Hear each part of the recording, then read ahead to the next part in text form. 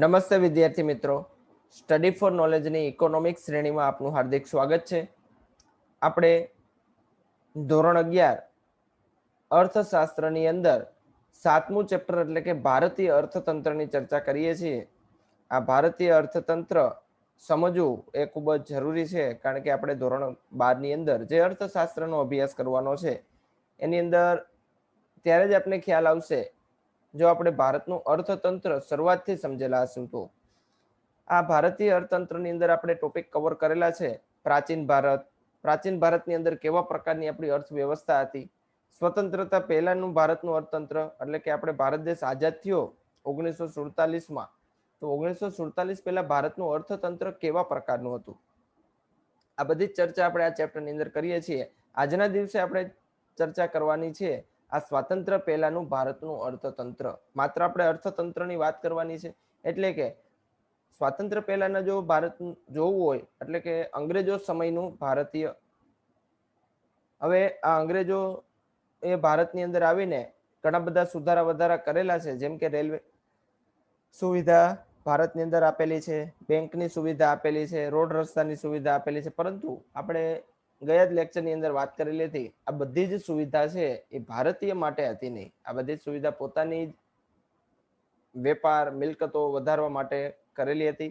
જેમ કે ભારતની અંદર રેલવેની સ્થાપના કરી, તો હવે અંગ્રેજો એનો વેપાર જે ભારતની અંદર કરતા હતા, હવે એ માલસામાન એક જગ્યાએથી બીજી જગ્યાએ ખૂબ જ સરળતાથી આપણે કરી શકતા હતા. બરાબર, તો આ બધો જ ફાયદો અંગ્રેજોને થતો હતો. તો આ સ્વાતંત્ર્ય પહેલાના ભારતના અર્થતંત્રની અંદર આજે પણ આપણે આવી જ કંઈક વાત કરવાની છે. હજી આપણા 6 જેટલા મુદ્દા બાકી છે. ગયા લેક્ચરની અંદર આપણે શરૂઆત કરેલી હતી અને એક સૂત્ર પણ બનાવેલું હતું આ સ્વાતંત્ર્ય પહેલા ભારતનું અર્થતંત્રની અંદર. 13 જેટલી જે બાબતો સમાવિષ્ટ થઈ છે એને યાદ રાખવા માટે એક સૂત્ર બનાવેલું હતું, અને એ સૂત્રને આધારે આપણે 7 જેટલા ટોપિક છે એનો અભ્યાસ કરેલો હતો. ફરી પાછું સૂત્ર એક વખત જોઈ લઈ. સૂત્ર કંઈક આ પ્રમાણે હતું: મારે બે જ સામું આવી હસ્તકરમ ખેતી ઉદ્યોગ. બરાબર, જે પણ વિદ્યાર્થીઓ હજી પણ બુકની અંદર આ સૂત્ર ના નોંધેલું હોય એ પહેલા આ સૂત્ર નોંધી લેશે. સૂત્ર તમે પણ જાતે બનાવી શકો. જો એમનેમ યાદ રહેતું હોય 13 પોઈન્ટ તો એમનેમ પહેલા યાદ રાખવાના. જો ના યાદ રહેતા હોય તો આવી કંઈક ટ્રીક આપણે અપનાવવાની, જેથી કરીને બધી જ વસ્તુ આપણે એક સાથે યાદ રાખી શકીએ. તમે પણ જ્યારે સૂત્ર બનાવો ત્યારે એક વસ્તુનું ખાસ ધ્યાનમાં રાખવાની કે જ્યારે પણ સૂત્રમાં તમે કોઈ બે અક્ષરને સાથે રાખવાના હોય અને આ બે અક્ષર સાથે રાખીને એક વિધાન બનાવવાના છો, તો આ સાથે રાખેલ અક્ષર નીચે અંડરલાઈન જરૂર કરી લેવી. જેમ કે આપણે હસ્ત, કર, ખેતી અને ઉદ્યોગ, આ અક્ષરો એવા છે કે જેને આપણે સાથે રાખવાના છે, જુદા પાડવાના નથી. તો નીચે જો અંડરલાઈન કરેલી હશે તો તમે જ્યારે પણ એક્ઝામની અંદર ઓછા સમયની અંદર આ બધી વસ્તુ લખતા હશો ત્યારે તમને ખ્યાલ રહીએ કે આ અક્ષર આપણે સાથે રાખવાના છે. નકર થશે કેવું કે તમે ધારો કે કર લખેલું હોય, એમાંથી ક જુદો રાખો, ર જુદો રાખો, તો તમે ક ઉપરથી કરવેરાના ઊંચા દર લખી આવશો, પછી ર ઉપરથી કંઈક વસ્તુ તમને યાદ નહીં આવે તો તમે કોઈ પણ વસ્તુ પછી લખી આવશો. બરાબર, અથવા કન્ફ્યુઝ થશો કે ર ઉપરથી કઈ વસ્તુ આવતી હતી. એટલા માટે જ્યાં પણ આવા બે અક્ષર તમારે લખવાના થાય એ બે અક્ષર નીચે અંડરલાઈન ખાસ કરી લેવી.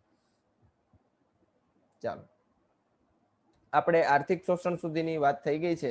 માર્ગ પરિવહન, રેલવે, બેંકો, જકાતના વિવિધ દરો, સામાજિક માળખું, મૂડીરોકાણનો પ્રવાહ અને આર્થિક શોષણ, આટલી આપણે ચર્ચા ગયા લેક્ચરની અંદર કરેલી હતી. અને આ બધાની અંદર આપણે એક વસ્તુ કોમન જોયેલી હતી કે અંગ્રેજોએ ભારતના અર્થતંત્રમાં સુધારો થાય એવા પ્રયત્નો તો જરૂર કરેલા છે, પરંતુ આ બધા જ પ્રયત્નો છે એ માત્ર ને માત્ર બ્રિટિશ સરકારને લાભ થાય એટલા માટે જ કરેલા છે. ભારતીયને લાભ થાય એવા એક પણ આશય અંગ્રેજોનો હતો નહીં. જો અંગ્રેજોએ કોઈ સારું કામ કરેલું હોય તો આપણે એક વાત કરેલી હતી કે સામાજિક માળખામાં ફેરફાર એને કર્યો, એ એક એની સારી બાબત હતી. જેમ કે શરૂઆતના સમયની અંદર બાળકીને દૂધ પીતી કરી દેવી, બાળ લગ્ન, વિધવા પુનઃ લગ્ન, સતી પ્રથા, આવા બધા ઘણા બધા સુધારા છે એ આ અંગ્રેજો દ્વારા કરવામાં આવેલા છે. બાળકીને દૂધ પીતી કરી દેતા હતા, તો અંગ્રેજો કાયદો લઈ આવ્યા કે હવેથી બાળકીને દૂધ પીતી કરી શકાશે નહીં, એક ગુનો ગણવામાં આવતો હતો. પછી વિધવા એ સમયે લગ્ન કરી શકતા હતા નહીં, ફરજિયાત એને સતી થઈ જવું પડતું હતું. પરંતુ અંગ્રેજોએ કાયદો લઈ આવ્યા કે હવે વિધવા પણ લગ્ન છે એ બીજી વખત કરી શકે, અને સતી પ્રથા ઉપર તો નાબૂદી મૂકી દીધી અને એને એક પ્રકારની હત્યા ગણવામાં આવતી હતી અને એ પરિવારને સજાનો ભોગ પણ બનવું પડતું હતું. તો આવો એક વાઇસરોય આપણા ભારતની અંદર થઈ ગયો, વિલિયમ બેન્ટિંગ. એના ઘણા બધા આવા પ્રકારના સામાજિક માળખાની અંદર સુધારા કરેલા છે. તો આ એક કાર્ય એનું સારું હતું. બાકીના તમે જે પણ કાર્યો અંગ્રેજોના જોશો તો એને માત્ર ને માત્ર ભારતને લૂંટવાનું કામ કરેલું છે. એટલા માટે આપણે એવું પણ કહી શકીએ કે અંગ્રેજોએ બ્રિટનને વિકસિત દેશ જરૂર બનાવેલો છે, પરંતુ એ શા માટે, કેવી રીતે વિકસિત બનાવેલો છે, તો કે ભારતના ભોગે વિકસિત દેશ બનાવેલો છે. આપણે પ્રાચીન ભારતનો પણ અભ્યાસ કરેલો હતો. પ્રાચીન ભારત આપણું એટલું ભવ્ય હતું કે યુરોપિયન બધી પ્રજાતિ આપણા દેશની અંદર આવીને રાજ કરવાની શરૂઆત કરેલી હતી. આ જ ભવ્ય ભારતને જો વીખવાનું કાર્ય કરેલું હોય તો આ અંગ્રેજોએ. અને આપણે એ જ બધી ચર્ચા આ સ્વાતંત્ર્ય પહેલાના ભારતના અર્થતંત્રની અંદર જોવાની. શા માટે આપણે અંગ્રેજોની આવી વાત આની અંદર જોવી પડે છે? કારણ કે અંગ્રેજોએ એવી પ્રકારની નીતિ અપનાવેલી છે કે આપણું ભારતનું અર્થતંત્ર છે એ નબળું પડેલું છે. જે ભારતનું અર્થતંત્ર એક સમયે ખેતી, ઉદ્યોગ અને સેવા, આ 3 સ્વરૂપની અંદર રોજગારી મેળવતું હતું, એ રોજગારી પણ હવે ધીમે ધીમે ઘટવા માંડેલી છે. ધીમે ધીમે માણસો ખેતી મૂકતા જાય છે. ધીમે ધીમે ઉદ્યોગોનો પણ નાશ થતો જાય છે. જે આપણા દેશની હસ્તકલા કારીગરી હતી એ પણ ધીમે ધીમે લુપ્ત થતી જતી જોવા મળે છે. તો આવું બધી જ વસ્તુઓ અંગ્રેજોના શાસન દરમિયાન થઈ હતી અને એનાથી અર્થતંત્રને ઘણું બધું નુકસાન પહોંચેલું હતું. એટલા બધા ટોપિક આપણે કવર કરવા પડે. ચાલો આજના લેક્ચરની શરૂઆત કરીએ પૂર્વે ગયા લેક્ચરની અંદર મેં તમને જે 2 ક્વેશ્ચન પૂછેલા હતા એ ક્વેશ્ચન પણ જોઈ લઈએ અને એનું સમાધાન મેળવી લઈએ. ચાલો 2 ક્વેશ્ચનની અંદર પહેલો ક્વેશ્ચન હતો જકાત એટલે શું? તમારે 1 માર્કની અંદર આનો જવાબ આપવાનો હતો. ઘણા બધા વિદ્યાર્થીઓએ આનો જવાબ પણ આપેલો હતો. જકાત એટલે આયાત અને નિકાસ પર જે કર નાખવામાં આવે છે એને શું કહેવામાં આવે છે? જકાત. બરાબર. આયાત કરવું એટલે આપણે વિદેશમાંથી બીજો માલ મગાવવો. નિકાસ કરવી એટલે આપણા ભારત દેશનો જ માલ સામાન છે એ બીજા દેશને આપવો. બરાબર. એને આયાત જકાત કહેવામાં આવે છે. હવે આ ફ્રીની અંદર તો હોતું નથી. આયાત જકાત જ્યારે પણ નિકાસ કરવામાં આવે ત્યારે અમુક પ્રકારના ટેક્સ ભરવા પડે છે, જેને આયાત જકાત અથવા તો નિકાસ જકાત તરીકે પણ ઓળખવામાં આવે છે. બરાબર. એક્સપોર્ટ ડ્યુટી અને ઇમ્પોર્ટ ડ્યુટી. ચાલો ત્યારબાદ બીજો ક્વેશ્ચન હતો આરબીઆઈની સ્થાપના ક્યારે થઈ હતી? તો આપણે તારીખ ખ્યાલ છે. આરબીઆઈની સ્થાપના 1 એપ્રિલ 1935 ના દિવસે કરવામાં આવેલી હતી અને પણ અંગ્રેજો દ્વારા થયેલી હતી. હવે શરૂઆત કરીએ આજના ટોપિક. ચાલો વી ઉપરથી આવતું હતું આપણા ભરણાનો બોજ, મારે બેજ સામું આવી, એમાં આ સુધીનો અભ્યાસ આપણો થઈ ગયો. હવે વી થી અભ્યાસ આપણો શરૂ થાય. વિવિધ ભરણાનો બોજો. ભારતે બ્રિટિશ હકુમત વહીવટનો ચાર્જ પણ ચૂકવવાનો હતો, જે હોમ ચાર્જીસ એટલે કે ભરણા તરીકે ઓળખાતો હતો. ચાલો વિચાર કરજો, ભારત દેશ ઉપર અંગ્રેજો આવીને રાજ કરે છે અને આ જે રાજ કરે છે એનો પણ ભારતે ચાર્જ ચૂકવવો પડતો હતો અને એને જ હોમ ચાર્જીસ તરીકે ઓળખવામાં આવતો હતો. એટલે કે ભારત દેશની અંદર જ આવીને બ્રિટિશરો આપણી ઉપર રાજ કરે છે. આ બ્રિટિશ સરકાર ભારતનો જે વહીવટ કરે છે, આ વહીવટનો ભારત પાસેથી બ્રિટિશરો એટલે કે અંગ્રેજો છે એ ચાર્જીસ વસૂલ કરતા હતા. બરાબર. તો આ એક ખરેખર જોવા જેવી બાબત છે. અને આ હોમ ચાર્જીસ અને એ પણ ખૂબ જ વધુ પ્રમાણમાં ભારત પાસેથી ઉઘરાવવામાં આવતો હતો. તો ભારતની મુખ્ય મોટાભાગની સંપત્તિ છે આ હોમ ચાર્જીસ ભરવાની અંદર જતી રહેતી. આવી તો બીજી ઘણી બધી પ્રકારની કરવેરા, ઘણા બધા પ્રકારના એવા મહેસૂલ એ અંગ્રેજોએ ભારત ઉપર લગાડી દીધેલા હતા, જેથી કરીને ભારતની સંપત્તિ છે એ થોડાક સમયની અંદર જ ખાલી થઈ જાય છે અને ભારત આજે એક ગરીબ 1947ના સમયગાળા સુધી એક ગરીબ દેશ તરીકે જોવા મળેલો હતો. ભારતે બ્રિટિશરોને આવી કેટલીક ચૂકવણી કરવી પડતી હતી, જેમ કે બ્રિટિશ અધિકારીઓના પગાર તથા પેન્શન, ભથ્થાઓ, લશ્કરનું ખર્ચ, દેવા પર વ્યાજની ચૂકવણી વગેરેનો સમાવેશ થતો હતો. એટલે બ્રિટિશરોએ ભારતની અંદર જે લશ્કર મોકલેલું હતું તો એ લશ્કરનો ચાર્જ પણ આપણે ચૂકવવાનો. બીજું, મોટા મોટા વાઇસરોય, એના અધિકારીઓ, કલેક્ટર, મામલતદાર, આ બધાનો ચાર્જ પણ ભારતીય તિજોરીમાંથી જતો હતો. એને જે પણ કરવેરા ઉઘરાવેલા છે એમાંથી આ એક પણ પ્રકારનું કહેવાય ને કે પગાર કે ચૂકવણી નહોતા કરતા, પરંતુ ભારતીય તિજોરી હતી આ ભારતીય તિજોરીમાંથી આ બધો જ ચાર્જીસ છે એ અંગ્રેજો વસૂલ કરતા હતા અને ટેક્સ ઉઘરાવવાની પૂરેપૂરી સત્તા અંગ્રેજો પાસે હતી. અંગ્રેજો મન પડે એટલો ટેક્સ છે એ ભારતીય નાગરિક પાસેથી ઉઘરાવતા હતા. જેના આધારે બનતું બજેટ બ્રિટનમાં રજૂ થતું ઈસવીસન 1924-25ના વર્ષોમાં 300 લાખ પાઉન્ડ જેવી જંગી રકમ ભારતે ચૂકવી પડેલી હતી, જે ઈસવીસન 1945માં 1350 લાખ પાઉન્ડ થવા પામેલી હતી. આ એ સમયના આંકડા છે કે જ્યારે આપણા ભારત દેશની અંદર આપણું ચલણ છે એ આનાની અંદર ચાલતું હતું, બરાબર. એક આનોની અંદર પણ ઘણી બધી વસ્તુ છે આપણે લઈ શકતા હતા. એ સમયે ભારતે બ્રિટિશ સરકારને 1350 લાખ પાઉન્ડ જેટલો માત્ર ટેક્સ ચૂકવેલો છે કે તમે ભારત દેશની અંદર આવીને રાજ કરેલો છે, તો અંગ્રેજોને આવા રાજ કરવાના પણ ભારતે રૂપિયા ચૂકવેલા છે. તો આટલો બધો ભારતે ટેક્સ ચૂકવેલો છે, એને લીધે આપણી ભારતની સમૃદ્ધિ ધીમે ધીમે જતી રહેલ છે. આવી વિશિષ્ટ ચૂકવણીઓને આધારે ભારત ગરીબ અને ભારતના ભોગે બ્રિટન ધનવાન બની ગયું છે, બરાબર. આજે ભારત કરતા બ્રિટનનો વિકાસ વધારે જોવા મળે છે, તો એની પાછળ ક્યાંક ને ક્યાંક ભારત દ્વારા બ્રિટનને ચૂકવવામાં આવેલો આ મહત્વનો અને મોટા ભાગનો ટેક્સ પણ કારણભૂત બની શકે. એટલા માટે અહીં સેન્ટેન્સ વાપરવું પડેલું છે, ભારતના ભોગે બ્રિટન ધનવાન બનેલું છે. ભારતની બધી જ સંપત્તિ આપણે અંગ્રેજોએ હડપ કરી લીધી અને ત્યાં ઔદ્યોગિકરણની શરૂઆત કરી અને આજે બ્રિટન, લંડન, આ બધી જ વસ્તુ, આ બધા શહેરો છે એ એકદમ વિકસિત થઈ ગયેલા છે. અંતે 15મી ઓગસ્ટ 1947ના રોજ અંગ્રેજો જ્યારે ભારત છોડીને ગયા ત્યારે ભારતની ખેતી, ઉદ્યોગ અને વેપાર વગેરેની ભારે કંગાળ સ્થિતિ થવા પામી હતી. લગભગ 150 વર્ષના ગાળામાં દેશની માથાદીઠ આવક ઘટવા પામી હતી અને ભારતીય અર્થતંત્ર જે ઇંગ્લેન્ડ કરતા સમૃદ્ધ હતું તે બ્રિટિશ શાસનના શોષણને કારણે ઇંગ્લેન્ડની સરખામણીએ ખૂબ જ ગરીબ બની ગયેલું હતું, બરાબર. જ્યારે અંગ્રેજો 15મી ઓગસ્ટ 1947ના દિવસે ભારતના બે ભાગ પાડીને જતા રહ્યા હતા, ભારત અને પાકિસ્તાન, તો આ બંને પ્રાંતની સ્થિતિ ખૂબ જ દયનીય હતી, ગરીબ હતી. આપણી પાસે એટલા રૂપિયા પણ નહોતા કે આપણે વ્યવસ્થિત આપણા ભારતીય નાગરિકોને જમવાનું પણ પૂરું પાડી શકીએ, બરાબર. તો આ બધી જ વસ્તુ કરીને ગયેલા હતા અંગ્રેજો. અને આપણા જ રૂપિયે વળી પાછા ઇંગ્લેન્ડ તો સમૃદ્ધ આખા બની ગયા હતા, બરાબર, કારણ કે એને ભારતના ટેક્સના રૂપિયા છે એ ઘણા બધા મળેલા હતા. એટલે એક સમયે જે આપણા કરતા પણ નબળો દેશ હતો એ ભારત આપણા જે રૂપિયે એકદમ સમૃદ્ધ દેશ છે એ બની ગયેલો હતો. તો વિવિધ પરણાવોના બોજામની અંદર આપણે આ બધી વસ્તુ યાદ રાખીશું કે ભારતે ઘણા બધા પ્રકારના ટેક્સ એ અંગ્રેજોને ચૂકવવા પડતા હતા અને આ ટેક્સના રૂપિયા એટલા બધા હતા કે ભારત દેશનું સમૃદ્ધિ એ ધીમે ધીમે નાશ પામી અને એનો લીધે આપણા અર્થતંત્રને પણ ઘણી બધી માઠી અસર છે એ ભોગવવી પડેલી છે. ચાલો ત્યારબાદ આપણે જોશું હસ્તકલા કારીગરીનું શોષણ, બરાબર. ભારત દેશની એક સમયની હસ્તકલા કારીગરી છે એ ખૂબ જ પ્રખ્યાત હતી.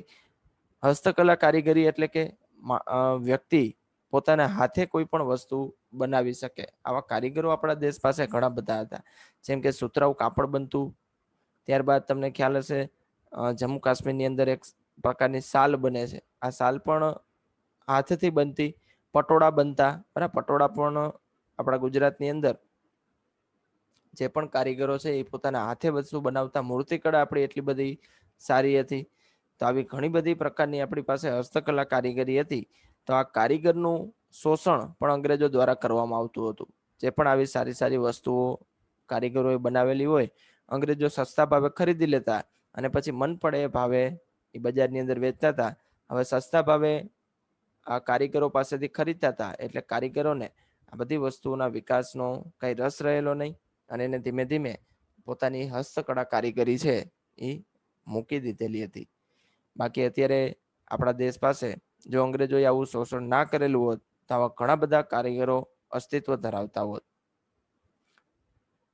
વિવિધ હસ્તકલા વસ્તુઓના વેચાણ દ્વારા ઈસ્ટ ઇન્ડિયા કંપનીને ભારે આવક ઊભી કરવા ઈચ્છતી હતી, જેથી તેણે આંતરિક વેપારમાં ઇજારાનો લાભ લઈ હસ્તકલા કારીગરો પાસેથી બજાર કિંમત કરતા 15થી 40% ઓછી કિંમતે વસ્તુ ખરીદી લેતા અને જો કોઈ કારીગર પોતાની વસ્તુઓ નીચા ભાવે આપવા આનાકાની કરતા તો તેઓ પર અંગ્રેજો દ્વારા શારીરિક જુલમ કરવામાં આવતો હતો.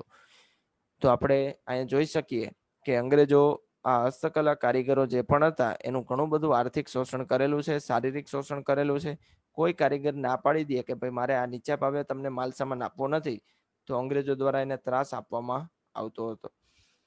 એટલે અમુક કારીગરો તો એવું નક્કી કરી નાખ્યું કે હવે આપણે આ કારીગરી છે એ કરવી જ નથી, કારણ કે તમે ઘણી બધી મહેનત કરો અને માલ સામાન ખૂબ જ સસ્તો જો અંગ્રેજોને દઈ દેવો પડે તો નફો કાંઈ થતો નહીં, ઉલટાનું નુકસાન થતું હતું. એટલે ધીમે ધીમે આપણા દેશમાંથી આ હસ્તકલા કારીગરી છે એ નાબૂદ થતી જાય છે. બાકી એક સમય એવો હતો કે આપણા દેશની આ હસ્તકલા કારીગરીની માંગ છે એ વિશ્વની બજારની અંદર ઘણી બધી હતી. આપણો માલ સામાન છે એ વિશ્વના બજારમાં સીધો ખપી જતો હતો અને માંગ પણ વધારે હતી, અને આ કારીગરો અસ્તિત્વ પણ વધારે ધરાવતા હતા. આ બધી જ વસ્તુઓ ગામડાની અંદર બનતી હતી, અને ગામડું એટલા માટે જ ભારત દેશનું છે એ અંગ્રેજોના સમય પહેલા એકદમ સમૃદ્ધ ગણવામાં આવતા હતા. પરંતુ અંગ્રેજોની આવી ખરાબ નીતિને લીધે ધીમે ધીમે ગામડાઓએ પણ આર્થિક મુશ્કેલીનો સામનો છે એ કરવો પડેલો છે. ત્યારબાદ આપણે જોશું કરવેરાના ઊંચા દરો. અંગ્રેજોએ ટેક્સ એટલો બધો ઊંચો મૂકેલો હતો કે જેને લીધે કોઈ પણ વેપારી છે કે ખેડૂત છે એની મોટા ભાગની કમાણી છે આ કર ભરવાની અંદર જતી રહેતી હતી. પોતાની પાસે આવકનો ખૂબ જ ઓછો ભાગ રહેતો હતો, અને આવકમાંથી બીજું કાંઈ વસ્તુ કરી શકે એમ હતા નહીં. એટલા માટે અમીર લોકો પણ ધીમે ધીમે ગરીબ બનતા જાય છે, અને આ જ કરના પૈસાથી બ્રિટન, જે એક સમયે ગરીબ એટલે કે એમ વિકસિત તો કન્ટ્રી નહોતું, એ ધીમે ધીમે વિકસિત કન્ટ્રી બનતું જાય છે. તો કરવેરાના ઊંચા દર. બ્રિટિશ શાસન દરમિયાન કરવેરાની આવક અંગે દાદાભાઈ નવરોજીની ગણતરી મુજબ 1876માં ઊંચી આવકવાળા બ્રિટનમાં કરવેરા દ્વારા રાષ્ટ્રીય આવકના 8% હિસ્સો આપતા હતા, જ્યારે બ્રિટિશ સરકાર ભારતમાં નીચી આવકવાળા પાસેથી 15% જેટલો રાષ્ટ્રીય આવકનો હિસ્સો કરવેરા તરીકે ઉઘરાવતી હતી. બરાબર, દાદાભાઈ નવરોજીનું નામ આવેલું છે. તો ભારત દેશની અંદર સૌ પ્રથમ રાષ્ટ્રીય આવકની ગણતરી કરવાવાળી વ્યક્તિ આ દાદાભાઈ નવરોજી હતા. આપણા સ્વાતંત્ર્ય સંગ્રામી, ભણેલ ગણેલ, અને એને ઘણા બધા પુસ્તક પણ લખેલા છે. તેમણે ડ્રેઇન થિયરીની પણ વાત કરેલી છે કે ભારતના ભોગે કેવી રીતે બ્રિટન એ સમૃદ્ધ બનેલું છે. એ બધી જ વાત છે આ દાદાભાઈ નવરોજીએ ના એક રિસર્ચ દ્વારા આપને ખ્યાલ આવેલો હતો. અહીંયા પણ એને એ જ વાત કરેલી છે કે 1876ની અંદર બ્રિટનની અંદર જો કરવેરા તપાસ કરવામાં આવે તો ધનિક લોકો, અહીં વાપરેલું છે ઊંચી આવકવાળા, બરાબર, તો ઊંચી આવકવાળાએ પણ કરવેરો છે એ 8% જેટલો ભરેલો હતો.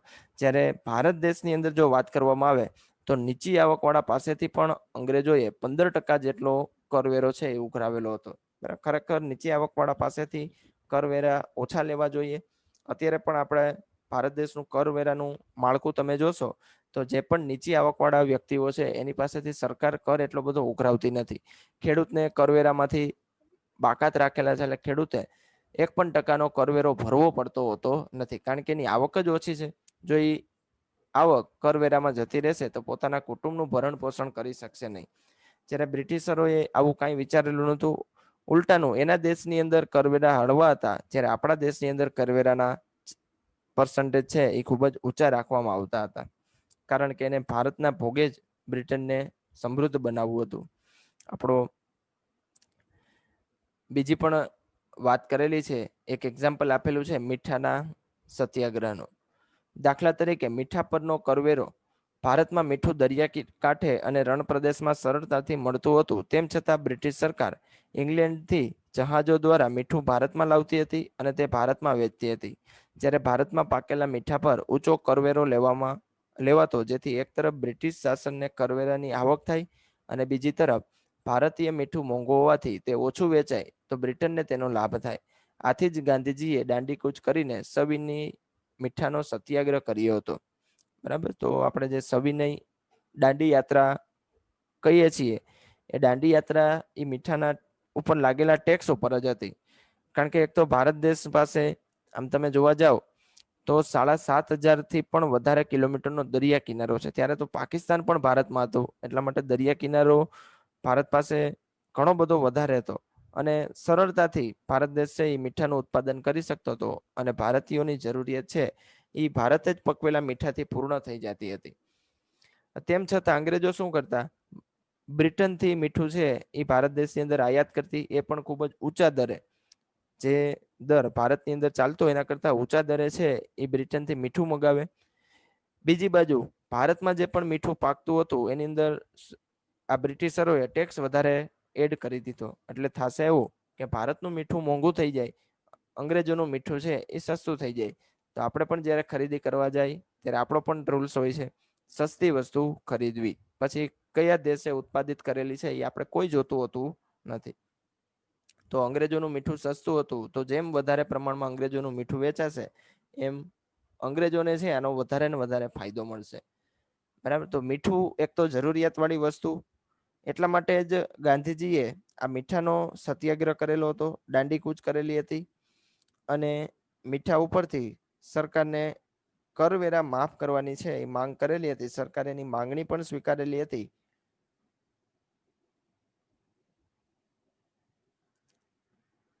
અને ત્યારબાદ ભારતની અંદરથી મીઠા ઉપર જે ટેક્સ લાગતો હતો એ ટેક્સ દૂર થઈ ગયો. તો આવી રીતે અંગ્રેજ સરકાર છે એ ભારતના પ્રોડક્ટ ઉપર આવા વધારે પ્રમાણમાં ટેક્સ લગાડીને પણ ભારતને લૂંટવામાં પાછી પાની કરતા હતા નહીં. તો આ કરવેરાના ઊંચા દરો, આ કરવેરાના ઊંચા દરોને લીધે જ ભારત દેશની વેપારો પડી ભાંગેલા હતા. ખેતી ઉપર પણ ટેક્સ એટલો બધો લગાડેલો હતો કે ખેડૂતો ખેતી મૂકીને બીજા વ્યવસાયમાં લાગી ગયેલા હતા. તો આ કરવેરાના ઊંચા દરો. ચાલો, ત્યારબાદનો ટોપિક એટલે કે મહેસૂલનો દર. હસ્તકરમ ખેતી. મહેસૂલ પણ સરકાર દ્વારા વધારે પ્રમાણમાં લગાડવામાં આવતું હતું. બરાબર. જમીન મહેસૂલ, બીજા ઘણા બધા મહેસૂલ. તમે કદાચ લગાન મૂવી જોયેલું હશે, આમિર ખાનનું મૂવી છે લગાન, ખૂબ જ સારું મૂવી છે. અને એની અંદર આ મહેસૂલના દર આપણા દેશની અંદર કેટલા ભયંકર રીતે ઉઘરાવવામાં આવતા હતા એની એક સત્ય ઘટના છે એ દર્શાવેલી છે. અને મહેસૂલને ત્યાં લગાન નામ આપેલું છે. લગાન એટલે થાય મહેસૂલ, કરવેરો. જે જમીન ઉપર લગાડવામાં આવે છે એને લગાન કહેવામાં આવે છે. હવે દુષ્કાળની સ્થિતિ હતી, જે ગામની અંદર આ ફિલ્મ દર્શાવવામાં આવેલી હતી એ ગામની અંદર દુષ્કાળમાં કોઈ પણ પ્રકારનો પાક થયેલો નહોતો. તેમ છતાં અંગ્રેજો છે એ મહેસૂલ ઉઘરાવવાનું છે એ રદ કરતા નથી. અમુકનું વધારે એમ કહેતા હતા કે તમારે વધારે પ્રમાણની અંદર મહેસૂલ ભરવું પડશે. ખરેખર દુષ્કાળની સ્થિતિની અંદર ખેડૂતોને આવક ના થઈ હોય એટલે મહેસૂલ રદ કરવું પડે. તેમ છતાં અંગ્રેજો છે એ વધારે પ્રમાણમાં મહેસૂલ છે એ ઉઘરાવતી હતી. તો આવા બધી અંગ્રેજોની નીતિને લીધે ભારત દેશની ખેતી ઉદ્યોગ પડી ગયેલા છે. ઈસ્ટ ઇન્ડિયા કંપનીએ વિભિન્ન રાજાઓ પાસેથી મહેસૂલ ઉઘરાવવાની સત્તા મેળવીને ભારતના જમીન માલિકો પાસેથી ઊંચા દરે મહેસૂલ ઉઘરાવવાનો પરવાનો મેળવ્યો, જે જમીનદારો પાસે હતા. ઈસ્ટ ઇન્ડિયા કંપનીએ શરૂઆતમાં યુદ્ધ કરીને ભારતના રાજાઓને કબજે કરી લીધા હતા અને રાજાઓને એક વિનંતી કરતા કે રાજ તમે ચલાવો, માણસો પાસેથી રૂપિયા ઉઘરાવવાની સત્તા અમને આપી દો. બરાબર. મહેસૂલ ઉઘરાવવાની સત્તા અંગ્રેજો પોતાની પાસે રાખતા હતા, બાકી વહીવટી બધી જે પણ સત્તાઓ હતી એ રાજા પાસે જોવા મળતી હતી. એટલે આમ જોવા જાવ તો રાજાઓ તો માત્ર ને માત્ર દેખાવ પૂરતા હતા. બરાબર. લગાન મૂવીની અંદર પરફેક્ટ વસ્તુ આ દર્શાવેલી છે. કોઈ વિદ્યાર્થીઓએ ના જોયું તો એક વખત જોજો, ત્યાં રાજાનું પણ અસ્તિત્વ હશે. હવે રાજાના જ રાજની અંદર અંગ્રેજો છે એ મહેસૂલ ઘણું બધું ઉઘરાવતા હોય તેમ છતાં રાજા છે એનો વિરોધ કરી શકતા હોતા નહોતા, કારણ કે એને મહેસૂલ ઉઘરાવવાનો પરવાનો છે એ આ જ રાજાઓએ આપેલા હોય છે. અને જેટલા ટકા મહેસૂલ ઉઘરાવે રાજા એની અંદર પછી એક પણ વસ્તુ બોલી શકતો નહીં. બ્રિટિશ સરકાર દ્વારા ખેડૂતની ખેતીની આવકનો અડધો ભાગ જેટલા ઊંચા દરે મહેસૂલ ઉઘરાવવાની નીતિ ઘડવામાં આવેલી હતી. એટલે કે આપણે 100 મણ ધારો કે ઘઉંનું ઉત્પાદન થયું હોય, તેમાંથી 50 મણ ઘઉં છે એ ફરજિયાત સરકારને આપી જ દેવા પડતા, અથવા તો 50 મણ ઘઉંનું જે પણ રૂપિયા થાય એ આપણે આપી જ દેવાના. હવે 50 મણ આપણી પાસે ઘઉં બચેલા છે, એમાંથી જે આવક થાય એ આવક આપણી. બરાબર. તો એનાથી ખેતીને ઘણું બધું નુકસાન પહોંચેલું હતું. ખેડૂતોની આવક ઓછી થઈ ગઈ એટલે ખેતી ક્ષેત્રે વિકાસ છે એ ખેડૂતો કરી શક્યા નહીં. તે ખેડૂતોને દંડ કરવી, મિલકત જપ્ત કરવી અને ખેડાને હેતુથી આપેલ જમીન પાછી લઈ લેતી આમ આવા મનસ્વી નિર્ણયોથી ભારતીય ખેતીને પારાવાર નુકસાન થયેલું હતું. બરાબર, ધારો કે કોઈ ખેડૂત છે એ લગાન ના ભરે તો એની ખેતી જપ્ત કરી લેતી અથવા તો એની મિલકત જપ્ત કરી લેતી અને એને ખેતી વિહોણા કરી દેતા હતા. તો આવી અંગ્રેજોની મનસ્વી નીતિને લીધે પણ આપણા ભારત દેશની ખેતીને છે એ પારાવાર નુકસાન થયેલું છે. બાકી એક સમયે ભારતની ખેતી છે એ વિશ્વની અંદર ડંકો વગાડતી હતી. ભારત દેશની અંદર જેવા ખેતી ક્ષેત્રે ઉત્પાદન થતું હતું, વિશ્વના બીજા એક પણ દેશની અંદર એ પ્રકારનું ઉત્પાદન જોવા મળતું હતું નહીં. પરંતુ અંગ્રેજોની આવી નીતિને લીધે આપણા દેશની આ સમૃદ્ધ ખેતી છે એ પાયમાલ બની ગયેલી છે. તો આ મહેસૂલ ઉઘરાવવાનો દર. ત્યારબાદ આવે છે ખેતી. ખેતીની જમણા ચર્ચા કરેલી, તો હવે ખેતીનો એક સેપરેટલી ટોપિક પણ આપણે જોઈએ. અંગ્રેજ શાસન દરમિયાન ભારતીય ખેડૂતો પાસેથી ઊંચા દરે લેવામાં આવતું જમીન મહેસૂલ, જમીનદારોની પ્રથા ને પ્રોત્સાહન, ખેડ હકને સુરક્ષા અને સલામતી ન આપવી વગેરે દ્વારા ખેડૂતોનું ભારે શોષણ થયેલું છે. બરાબર, અહીંયા જમીનદારી પ્રથાનો ઉલ્લેખ કરેલો છે. તો અંગ્રેજોએ મહેસૂલ ઉઘરાવવા માટે 3 પ્રકારની પ્રથા છે એ દાખલ કરેલી હતી. જમીનદારી પ્રથા, પછી રૈયતવારી પ્રથા અને માલવારી પ્રથા. આ 3 પ્રથા દ્વારા અંગ્રેજો છે એ ભારતીય ખેડૂતો પાસેથી મહેસૂલ ઉઘરાવતી હતી. મહેસૂલ કેટલું ઉઘરાવવું એ બધું જ નક્કી કરવાવાળા પણ અંગ્રેજો હતા. મન પડે એટલું મહેસૂલ છે એ ખેડૂતો પાસેથી ઉઘરાવતા હતા. એનાથી ખેડૂતોનું શોષણ પણ વધારે થાય છે અને ભારતીય ખેડૂતો છે એ ગરીબ બનતા ગયા અને કેટલાક તો ખેત મજૂર બની ગયા.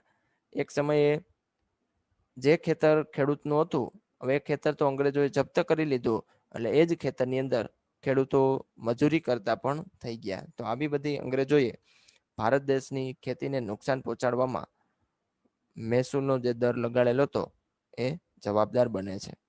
આ ઉપરાંત ખેતીનો પોતાના સ્વાર્થ માટે પણ ઉપયોગ શરૂ કરાવ્યો, જેના લીધે ખેડૂતોને ખૂબ નુકસાન થયું. અને પોતાના સ્વાર્થ માટે, જેમ કે ગળીનું જરૂરિયાત અંગ્રેજોને જો બ્રિટનની અંદર વધારે હોય તો ફરજિયાત ભારતીય ખેડૂતોએ ગળીનું ઉત્પાદન કરવું.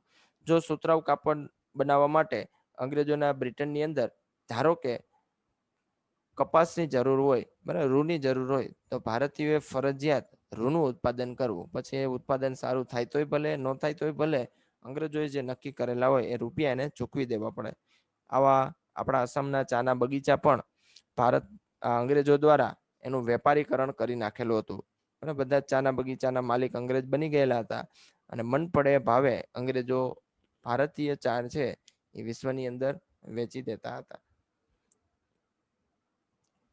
અંતે બ્રિટિશ શાસનને કારણે ખેતી અને ખેડૂતો પાયમાલ થયા. બરાબર, બંને વસ્તુ, ખેતી પણ આપણી પાયમાલ એટલે કે નબળી પડી અને ખેડૂતો ઘણા બધા ગરીબ બની ગયા.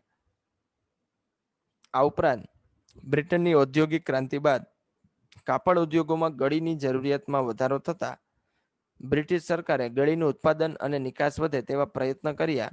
પરંતુ ગળીનું ઉત્પાદન કરનારા ખેડૂતોને વાવેતર માટે ધિરાણ અપાતું ન હતું અને જો પાક નિષ્ફળ જાય તો ધિરાણ ભરપાઈ ન કરી શકવાથી ખેડૂતો દેવાદાર બની ગયા. આમ ખેડૂતોના હાલ બેહાલ બની ગયેલા. બરાબર, આપણો પ્રથમ સત્યાગ્રહ જ ચંપારણ સત્યાગ્રહ હતો. બરાબર, તો આ ચંપારણ સત્યાગ્રહની અંદર જ આ સેમ ટુ સેમ ઘટના બનેલી હતી કે બિહારનું આ ચંપારણ ગામ છે ત્યાં ગળીનું વાવેતર છે એ ખૂબ જ સારામાં સારું થતું હતું. હવે ગળીનું વાવેતર છે અંગ્રેજો દ્વારા ફરજિયાત કરાવવામાં આવતું હતું. જો કોઈ ખેડૂત છે એ ગળીનું વાવેતર ના કરે તો એની ખેતી છે એ જપ્ત કરી લેવામાં આવતી હતી. 3 ભાગની જમીન છે એ આ ગળીના ઉત્પાદન પાછળ વાપરવી પડતી હતી. હવે અંગ્રેજોની જે ભાવે માગે એ ગળી આપણે વેચી દેવી પડતી હતી. ધારો કે કોઈ વર્ષે ગળીનો પાક સારો નથી થતો, એમાં નુકસાની થાય છે, તો એ નુકસાની ખરેખર અંગ્રેજોએ ભરપાઈ કરવી જોઈએ, પરંતુ અંગ્રેજો દ્વારા એની ભરપાઈ કરવામાં આવતી હતી નહીં. અને આ સત્યાગ્રહ કરવો પડ્યો. મહાત્મા ગાંધીનો આ પ્રથમ સત્યાગ્રહ હતો, ચંપાનેર સત્યાગ્રહ. 1917ની આ વાત છે કે ત્યારે આ સત્યાગ્રહ થયેલો હતો. એટલે ધીમે ધીમે ખેડૂતો છે એ દેવાદાર બની ગયા. દેવાદાર એટલે કે એને દેવું ઘણું બધું ચડી ગયું. આવક કરતા જાવક છે એ ખેડૂતોની વધી ગઈ અને ખેડૂતો અને ખેતી બંને દેશની અંદર પાયમાલ થઈ ગયેલા હતા. માત્ર ખેતી જ નહીં, ઉદ્યોગ નીતિ પણ અંગ્રેજોની એ પ્રકારની હતી કે ધીમે ધીમે આપણો એક સમયનો સમૃદ્ધ ઉદ્યોગ છે એ પણ પડી ભાંગેલો હતો. ઈસવીસન બ્રિટનમાં ઈસવીસન 1750 થી 1830 સમયગાળા દરમિયાન ઔદ્યોગિક ક્રાંતિ થઈ. ઔદ્યોગિક ક્રાંતિ એટલે કે ઉદ્યોગની શરૂઆત થઈ. આ ઉદ્યોગની શરૂઆત શા માટે થઈ? તો સસ્તો કાચો માલ છે એ ભારતથી અંગ્રેજો બ્રિટનમાં મોકલતા હતા, અને આ જ કાચા માલ દ્વારા અંગ્રેજોએ બ્રિટનની અંદર ઔદ્યોગિકીકરણની શરૂઆત કરી, એટલે કે ઉદ્યોગની શરૂઆત કરી. અને આ જ ઉદ્યોગના શરૂઆત દ્વારા બ્રિટિશરો હાલના સમયની અંદર એકદમ વિકસિત જોવા મળે છે. બરાબર. તે સમયગાળા દરમિયાન બ્રિટિશ ઈસ્ટ ઇન્ડિયા કંપની એ ભારતમાં સત્તા સ્થાપિત કરવાની શરૂઆત કરી દીધી હતી. જ્યારે ઈસવીસન 1858 સુધીમાં દેશનો ઘણો ભાગ અંગ્રેજોના શાસન હેઠળ આવી ગયેલો હતો, જેથી બ્રિટિશ શાસન હેઠળના ભારતીય વિસ્તારોમાં બ્રિટિશ સરકારે બ્રિટનની ઉત્પાદિત વસ્તુઓ વધુને વધુ વેચાય તેવી નીતિ અપનાવી હતી, જેથી ભારતીય ઉદ્યોગ સાહસિકો નિરુત્સાહી બન્યા અને વિકાસના માર્ગે આગળ વધવાને બદલે પડતી થઈ, જેથી ભારતીય ઉદ્યોગ પડી ભાંગ્યા અને તેના કારણે શ્રમિકોની બેકારી વધી, જે તેમને ફરી ખેતી તરફ વાળવા કારણભૂત બની, જેથી શ્રમિકોનું ખેતી ઉપરનું ભારણ પણ વધી ગયેલું જોવા મળે છે.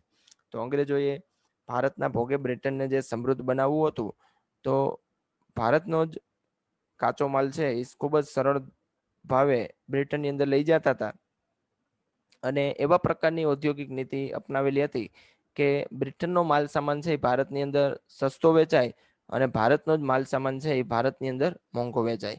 એટલા માટે તમને ખ્યાલ હશે, મહાત્મા ગાંધી, સાવરકર, આ બધા જ આપણા સ્વાતંત્ર્ય સેનાનીઓ છે, એને વિદેશી વસ્તુઓનો બહિષ્કાર કરેલો છે, અને વખતો વખત વિદેશી માલ સામાનની હોળી પણ કરવામાં આવેલી હતી. બરાબર, કે જેમ બને એમ ભારતીય નાગરિક એ આ વિદેશી વસ્તુનો ત્યાગ કરે તો પણ બ્રિટનના અર્થતંત્રને ફટકો પડી શકે. પરંતુ સામે છેડે આપણે વિદેશી વસ્તુનો બહિષ્કાર તો કરવો હતો, પરંતુ ભારતીય માલ સામાન છે એ ખૂબ જ મોંઘા ભાવે વેચાતો હતો, કારણ કે અંગ્રેજોએ આ ભારતીય માલ સામાન ઉપર બહુ મોટા પ્રમાણની અંદર મહેસૂલ ટેક્સ છે એ નાખેલો હતો. એના લીધે આપણો ભારતીય માલ સામાન મોંઘો પડતો હતો. આ મોંઘો માલ ખરીદી શકે એવી આવક એ સમયે અંગ્રેજોએ ભારતીયોની રહેવા દીધેલી હતી નહીં, અને વધુમાં વધુ માલ સામાન છે અંગ્રેજોનો વેચાતો, જેને લીધે સંપૂર્ણ ફાયદો છે એ અંગ્રેજોને થતો. આપણા ઉદ્યોગો પડી ભાંગ્યા અને ઉદ્યોગની અંદર બેકારી આવી, તો ધીમે ધીમે ઉદ્યોગની અંદર કામ કરનાર શ્રમિકો એ ખેતી તરફ વધે છે આગળ, અને ખેતીની અંદર પણ આવી જ કન્ડિશન હતી. એટલા માટે આપણી ખેતી, ઉદ્યોગ, સેવા, આ ત્રણ ક્ષેત્રને ક્ષતિ પહોંચાડવાનું કામ અંગ્રેજોની આવી મેલી નીતિને આપણે કારણભૂત ગણી શકીએ. તો આ હતું આપણું સ્વાતંત્ર્ય પહેલાનું ભારતીય અર્થતંત્ર. હવે આપણે 1947 ની અંદર આઝાદ થશું, ત્યાર પછી ભારતે કેવા પ્રકારનો વિકાસ સાધેલો છે, હવે આપણે અંગ્રેજોના દબાણ નીચેથી જતા રહ્યા છીએ. અંગ્રેજો જે પણ લૂંટીને જવાના હતા એ બધું લૂંટીને જતા રહ્યા છે. હવે આપણી પાસે એક ગરીબ દેશ બચેલો છે, એને હવે ધીમે ધીમે સમૃદ્ધિ તરફ લઈ જવો છે. તો આઝાદી પછી ભારતે અર્થતંત્રની અંદર કેવા પ્રકારના સુધારા કરેલા છે એ હવે પછી આપણે આગામી લેક્ચરની અંદર જોશું. આજનો લેક્ચર આપણે અહીંયા પૂર્ણ કરીએ છીએ. 5 માર્કની અંદર આખો ટોપિક પૂછાઈ શકે એમ છે, સ્વતંત્ર પહેલાનું ભારતીય અર્થતંત્રની ચર્ચા કરો. તો તમારે આ બધા જ પોઈન્ટ છે એ વિસ્તૃતની અંદર સમજાવવા પડે. 13 પોઈન્ટ તમે સમજો અને લખશો તો તમે 5 માર્ક છે એ મેળવી શકશો. અને આ 13 પોઈન્ટ યાદ રાખવા માટેનો સરળ રસ્તો એટલે કે આ સૂત્ર. તો સૂત્ર એક વખત બુકમાં લખી લેજો, અને આજનો ટોપિક છે એ બુકમાંથી એક વખત ખાસ વાંચી લેવો. ચાલો મળીશું આપણે આવતા લેક્ચરની અંદર. આઝાદી પછીનું ભારતનું અર્થતંત્ર અને કેવા પ્રકારે ભારતે વિકાસ સાધેલો છે એની વિશેષ ચર્ચા આપણે ત્યારે જોઈશું.